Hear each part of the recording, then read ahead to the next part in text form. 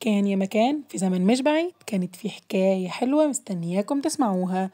أهلا، أنا أماني ودي قناتي للمهتمين بالقصص التاريخية. قبل ما نبدأ نعمل سبسكرايب ولايك ويلا بينا نشوف قصة النهاردة. بتقول قصتنا النهاردة اسمها زاهي الصغير وأسرار المقبرة، ودي قصة حقيقية للدكتور زاهي حواس.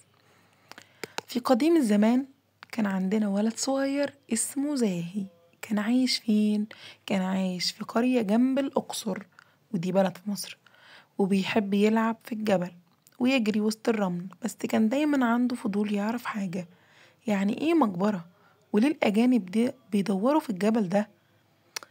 وفي يوم من الأيام وهو بيلعب رجله خبطت في حجر غريب. لما شاله لقى تحته فتحة صغيرة فيها سلالم نازلة لتحت. جري على جده وقال له: جدو، أنا لقيت حاجة غريبة في الجبل وأنا مش عارف إيه ده. جده قال له: دي يا زاهي ممكن تكون مقبرة من مقابر أجدادنا الفراعنة، علشان دول كانوا ملوك زمان وكانوا بيدفنوا نفسهم مع كنوزهم عشان يفضلوا عايشين في العالم الآخر، على اعتقاد إنها كانت هتساعدهم في العالم الآخر، وطبعا دي خرافة. زاهي قال له: يعني المقبرة مش بس مكان للدفن؟ جده قال له: لأ طبعا، ده عالم كامل فيه رسومات على الحيطان بتحكي حياتهم اللي عاشوها، وتعويض عشان تحميهم في العالم الآخر، وتماثيل عشان تساعدهم في الآخرة.